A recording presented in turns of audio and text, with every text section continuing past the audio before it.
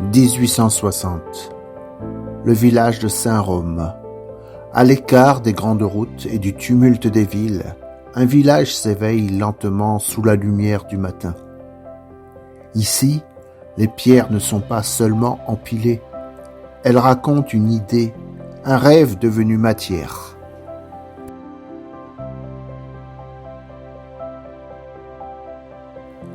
À l'origine de ce village singulier, un homme, le marquis de la Panouse. Voyageur, érudit, observateur du monde, il croyait que l'architecture pouvait transformer la société.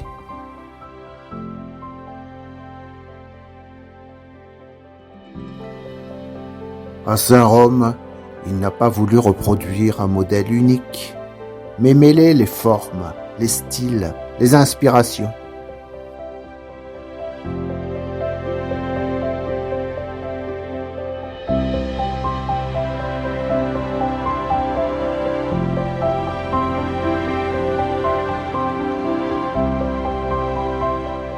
Certaines façades obéissent à l'ordre classique, symétrie, mesure, héritage de l'Antiquité.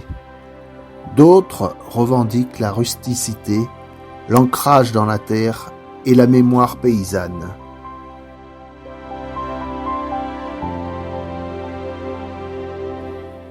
Puis apparaissent des détails inattendus, venus d'Italie, d'Espagne ou d'Orient, reflet des voyages du comte de la Panouse, figé dans la pierre.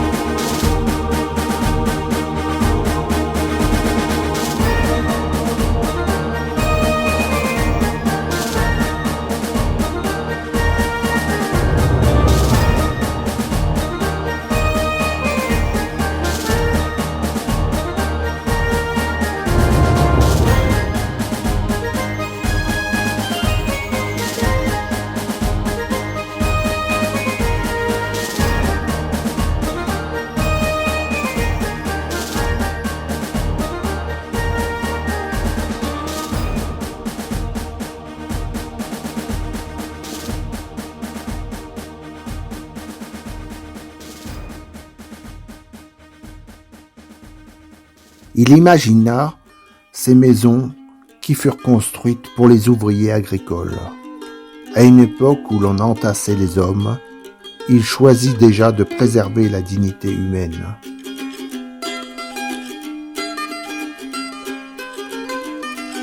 Saint-Rome n'est pas un décor figé, mais une expérience sociale.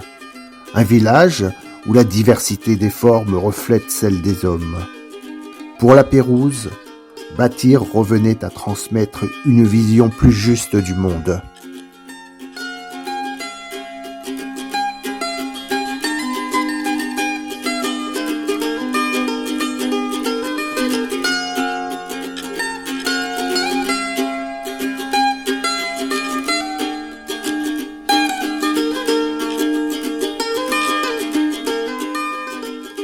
Aujourd'hui encore, les rues de Saint-Rome portent la trace de cette utopie.